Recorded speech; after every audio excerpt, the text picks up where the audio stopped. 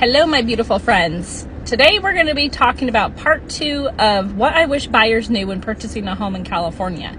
And today we get to talk about contingencies. So contingencies are just basically different things that need to be met in order to complete the transaction when purchasing a home. And in California, we have 6 of them. So don't worry, I'm parked right now. I'm not like driving around with no hands. But the 6, I'll just kind of explain to you which each one of them are as we go through here, and then I'll kind of go back and explain a little bit more. So the 6 contingencies that we have in California are the seller disclosures, the investigation of property, the appraisal, the title, the loan, and then we have an additional 6th one that was added recently, which is the homeowner's insurance. So for those of you that aren't familiar, California is having some issues with homeowners insurance policies being no longer renewed, and there's a lot of companies that have left California because it's no longer something that they can financially afford to write policies here. So there's a lot going on. I actually have another webinar coming up. We've been having so many webinars and different information going on for that. So that's a whole other thing. So those are the 6 contingencies. Now, these are part of the negotiable terms to a California contract. And there are about 29 negotiable terms in total. And I will talk about that more in another episode. But as far as these are concerned, the things to be aware of is the default time limit that you have for each one of these is, so for the seller disclosures, that's typically 5 days after the date of acceptance. Now, when we talk about the contract itself and days after acceptance and things, you're going to hear that a lot because we're talking about the date of acceptance of either that offer or if there's a counter offer situation. It's whenever all the parties agree to the terms of that current contract and everybody signed off on it. That is the date of acceptance. And from there, we're going to talk about the deadlines.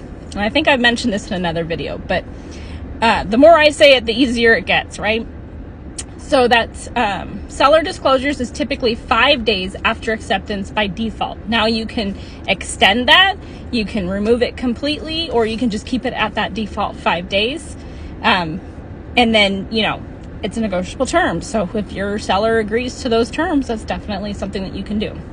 And the second one, now the other 5 of them all are on a 17 days after acceptance deadline. It used to be the loan contingency was 21 days after acceptance by default, but they changed that to now the 17 days.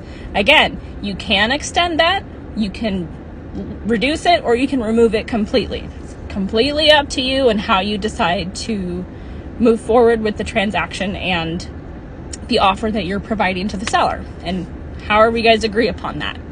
So the one that I wanted to talk about is the seller disclosures, because I think a lot of people get confused with the seller disclosures versus the investigation of property. Because a lot of times I'll get a lot of my buyers and we've talked through this, but I've had this happen where once we get those seller disclosures from the seller, they are kind of checking off a box on their end of what they need to provide to the buyers. Again, like I said, it's that default 5 days after acceptance. So they have to get that pretty quick. And so once they deliver that to you, your buyer's agent's going to send that packet to you. They might send it all as one or separately as they come in. Really depends on how the listing agent provides that to your buyer's agent, and then how they do their business. If they just have you sign as they get them, or if they're going to wait for you to have one big signing package. It's kind of your call on how you work with your agent. But one thing a lot of people think is once you get those seller disclosures and you're signing off on them, that you're agreeing to everything that's in there. So you're like having to speed read through all these documents, and you're going to get like 100-page natural hazard disclosure. You're going to get like a 6-page seller property questionnaire, transfer disclosure statement. There's a lot of stuff there. And if you're in a high or very high wildfire severity zone, you're going to have additional documents for that. So I get a lot of buyers are like, oh my gosh, there's so much to review and everything. But just keep in mind that you're signing that you acknowledge receipt of these documents, just so that we can confirm, hey, the seller satisfied their obligation to give those disclosures to us. It's by no means do you have to agree to everything that's contained in those documents. And that is what the investigation of property is all about. And again, 17 days after acceptance is the typical default deadline. You can extend that, you can remove it completely, keep it at that default. Excuse me. But this is also where you're going to be doing your different inspections. Like, I always recommend your home inspection, your pest inspection, and then go from there to see, what's in those reports, to see if you should do additional inspections. Maybe they found something weird on the roof. Maybe you should do a roof inspection on top of that. Maybe there's a musty smell. There's so many different options that you can look into once we get those initial reports to see how much more you need to do investigations on.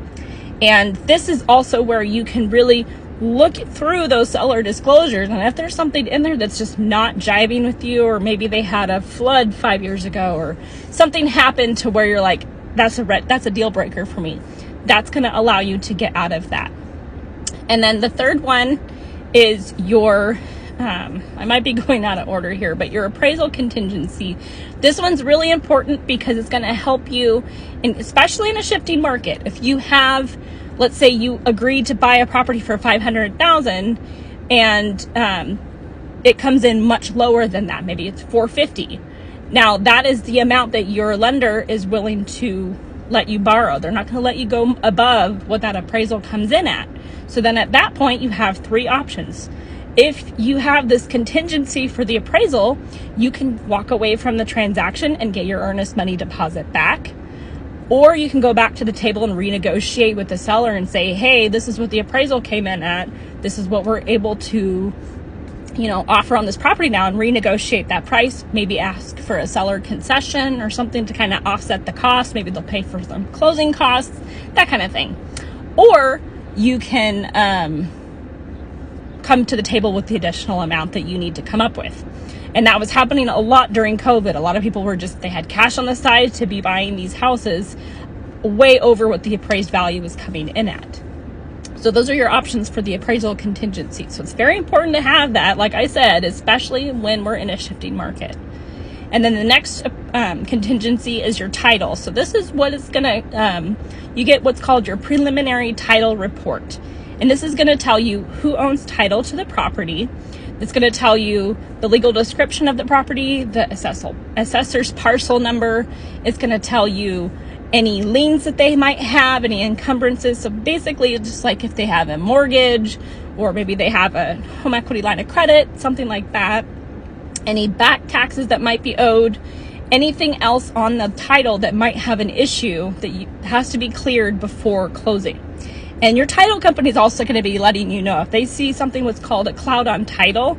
They're going to discuss that with you and really explain what's happening. Like, for instance, I had a client that one of the owners had passed away, and so we would have to just file an additional document with the recording of the deed to basically transfer it out of that deceased person's name into the surviving person's name, and then transfer it on to the buyers.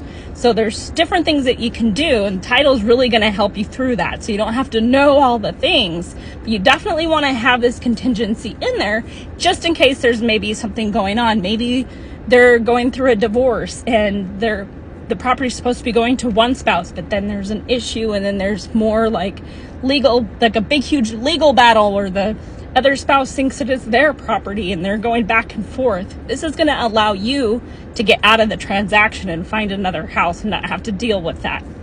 So it's definitely an important thing to keep track of. And if there's any additional taxes owed, things like that, this is going to help you understand all of that information up front. And then, of course, the loan contingency. This is going to make sure that your loan gets funded, and then it goes through underwriting. There's no issues. You get it all funded. This is going to make sure that if for any reason your loan doesn't get funded, you're not, having to buy this house anyway, or losing your earnest money deposit doing that. And then again, the last one that we have for California is the homeowner's insurance, because it's a little bit more difficult, or not a little bit, it can be very difficult depending on where your property is located to get homeowner's insurance that's actually affordable. So if you get the, and I've heard this too, it's hard to tell because different property is different. You might have two houses right next to each other and have completely different policy amounts that you have to come up with the premiums every year. So it's important to have. Have a great day, you guys.